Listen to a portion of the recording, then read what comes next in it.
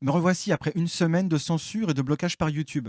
Comprenez ici l'Organisation mondiale de la santé. Pour avoir doublé et donc relayé le message de Rainer Fulmich. Vous vous rappelez de cette vidéo? Elle avait atteint près d'un demi-million de vues. Eh bien, elle a été supprimée par YouTube. Elle était pourtant très appréciée des gens qui tombaient dessus. YouTube, enfin l'OMS, m'a aussi supprimé une petite vidéo d'une minute qui servait uniquement à vous rediriger vers l'intervention complète du collectif de médecins America's Frontline Doctors, que j'avais mis exclusivement sur Odyssée, et qui y est toujours. Alors, c'est triste, toute cette censure, mais c'est surtout triste pour YouTube, parce qu'en fait, vous, les vidéos, vous pouvez les voir. C'est juste qu'elles ne sont plus sur YouTube, mais elles sont présentes sur ma chaîne Odyssée. Et à propos d'Odyssée, c'est qu'il commence à y avoir du beau monde dessus. Il y a Jeanne, la Croix du Sud, Miniver, qui d'ailleurs s'est fait supprimer sa chaîne YouTube il y a quelques jours. Et il y a la chaîne de Vivre Sainement, Les Décodeurs, Sylvano, Akina, Radio-Québec, et j'en oublie certainement. Et bientôt, Odyssée devrait permettre aux vidéastes de pouvoir faire du live. Mais le plus important, c'est qu'il n'y ait pas de censure. Il n'y a plus de pérennité sur YouTube. Maintenant qu'ils sont au sommet de la pyramide, ils se croient tout permis. Ils sont devenus les ennemis de la liberté d'expression, et vous verrez que rapidement, la véritable information va se raréfier. Et le processus de censure s'accélère et provoque donc la montée d'Odyssée. Ils censurent au fur et à mesure toute information qui ne rentre pas dans leur narrative. Mais cette situation ne fait que précipiter notre émancipation hors de leurs canaux. Change nos habitudes et change vos habitudes. Rejoignez-nous sur Odyssée. C'est vraiment très triste que nous soyons ici, dans la ville qui est vraiment le lieu où notre démocratie a vu le jour. Et ce qui arrive ici est l'une des choses les plus antidémocratiques que j'ai jamais vues ou auxquelles j'ai été confronté. Et ce n'est pas seulement ici, à Philadelphia. Cela se passe dans tout le pays. Nous avons entamé une procédure. La procédure exigeait en fait qu'avec ces bulletins postaux, qui, vous le savez, sont déjà très suspects, cette forme de vote a toujours été considérée comme la plus exposée à la fraude. Et ça, c'était selon le New York Times, à un moment où ça ne concernait pas le candidat président Trump. Eh bien, nous étions censés être autorisés par la loi à observer le dépouillement des bulletins de vote. Alors, observer signifie, pour toute personne censée, d'être dans la possibilité de regarder. L'interprétation qu'en a fait la machine démocrate corrompue de Philadelphie, c'est que les observateurs peuvent se trouver à une distance de 6 ou 10 mètres, dans la capacité de pouvoir regarder le bulletin de vote, dans l'incapacité de voir si le cachet de la poste était valide, si l'adresse et la signature ont été correctement apposées sur le bulletin. Tous ces détails qui entraînent souvent l'invalidation d'un bulletin. Voilà qui facilite la possibilité d'y intégrer au dépouillement, disons, 50 000 bulletins totalement frauduleux, puisqu'ils n'ont pas pu être observés. Et cela a duré pendant 20 heures. Pendant que vous pensiez tous qu'il y avait une sorte de comptage légitime ici à Philadelphie, c'était totalement illégitime. Nous sommes donc retournés au tribunal et nous sommes allés devant un juge démocrate. Inutile de vous dire quel est le résultat à Philadelphie si vous avez affaire à un juge démocrate.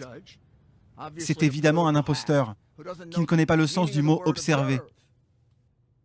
Observer signifie être capable de regarder. Pas un seul républicain n'a été capable de regarder un seul de ces bulletins de vote par courrier. Il pourrait venir de Mars en ce qui nous concerne. Ou bien il pourrait venir du Comité national démocratique. Joe Biden aurait très bien pu voter 50 fois ou même 5000 fois. Les bulletins pourraient provenir de Camden. Philadelphie, malheureusement, et je dirais ça de ma propre ville, est réputée pour sa fraude électorale. Vous avez la réputation de faire voter les morts, et nous allons voir combien de morts ont participé à ce scrutin. Je ne pensais pas que nous aurions besoin de faire ça, mais nous le ferons. Et vous avez la réputation de faire venir en bus des gens de Camden qui votent ici. Ce ne serait pas la première fois que cela arrive. Mais là, ça va bien plus loin que tout ça. Et laissez-moi ajouter que cela ne s'est pas passé seulement ici. Nous avons exactement la même procédure en cours au Wisconsin, où exactement la même chose s'est produite. Sauf qu'au Wisconsin, mystérieusement à 4 h ou 3 h du matin, environ 120 000 bulletins de vote ont fait leur apparition. Oh, voilà ces bulletins. Eh bien, nous n'avons aucune idée s'il s'agit vraiment de bulletins de vote. Nous n'avons aucune idée s'ils sont signés, s'ils portent un cachet valide de la poste, si ce n'est pas la même personne qui a déposé 100 000 bulletins. Et ils ont tous été comptés. C'est comme ça qu'ils ont prévu de gagner. Et à présent, je suis informé par l'ancien membre du Congrès Sweeney, qui a parcouru le pays et recueilli ces informations. Cette situation est similaire en Arizona.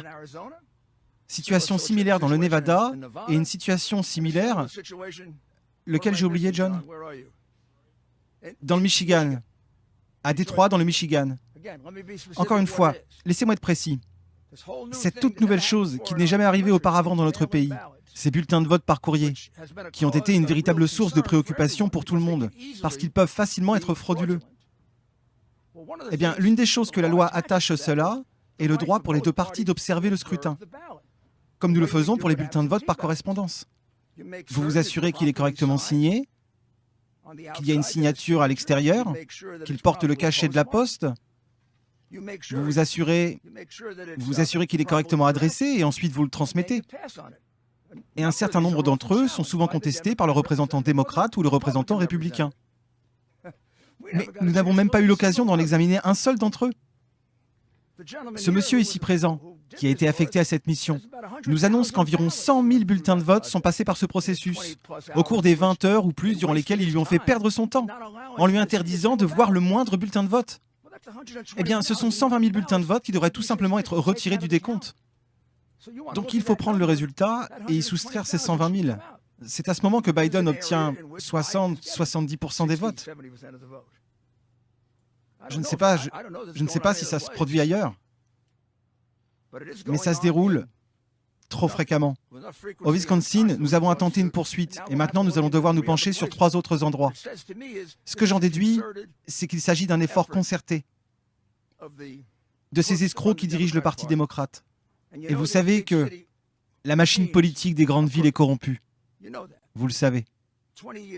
30 ans, 40, 50, 100 ans sous la direction du même parti mènent à la corruption de toutes sortes. La fraude électorale est l'une des plus importantes, parce que c'est comme ça que vous gardez votre pouvoir. Mais nous n'allons pas les laisser s'en tirer comme ça. Ils ne vont pas voler cette élection. Cette élection est décidée par le peuple. Ces gens, l'élite, ils ne se soucient pas du peuple. Le peuple des déplorables, des idiots. Vous savez, ils ne sont pas importants. Pour le président Trump, c'est la seule raison pour laquelle il s'est présenté aux élections. Et c'est la raison pour laquelle il mène cette campagne. Pour que votre vote ait un sens. Pour que votre vote ne soit pas anéanti par 100 000 bulletins de vote frauduleux qui ne veulent rien dire. Et que personne ne peut observer. Nous allons donc poursuivre le procès. Nous allons en intenter un deuxième. Puis nous allons intenter un procès fédéral. Et nous allons bien étudier pour voir si nous poursuivons au niveau national. Nous allons certainement le faire pour ici et pour le Wisconsin. Il est fort possible que nous engagions un procès national et que nous mettions vraiment à nu la corruption du Parti démocrate. Tout ça va au-delà de tout ce que j'ai pu voir jusqu'à présent. Et ça arrive quand on croit qu'on est surpuissant et qu'en plus on possède les médias. Alors on croit que tout nous est permis. Eh bien désolé, mais nous allons nous battre pour le peuple. Nous allons protéger ses droits. Et finalement, le résultat, c'est que le président Trump a remporté la Pennsylvanie. Je n'ai jamais entendu une chose pareille, un décompte où vous êtes en tête de 400 000 avec plus de 80% des votes comptabilisés. Et ils n'ont même pas déclaré la victoire chez vous. Ils l'ont déclaré en Californie au moment où les bureaux de vote ont fermé. Combien de votes d'avance faut-il avoir pour gagner? Pour qu'un républicain gagne ici? Combien de voix d'avance faut-il avoir? 400 000, ce n'est pas assez? Avec plus de 80% des votes déjà comptabilisés, je pense qu'il ne reste que 14% de votants. Vous pensez qu'on est stupide? Vous pensez qu'on est des idiots? Vous savez quoi? Les démocrates pensent que vous êtes stupides et ils vous prennent pour des idiots. Et c'est pour ça que vous êtes surnommés les déplorables, les crétins. C'est terminé. On va maintenir notre décision. On va gagner cette élection. Nous l'avons déjà gagnée, à vrai dire. Il suffit de comptabiliser correctement les votes. Comme vous pouvez le voir, je pense qu'il va falloir être patient pour avoir les résultats des élections américaines. Abonnez-vous à la chaîne, activez la cloche, et le plus important bien sûr, pensez à partager. À très bientôt.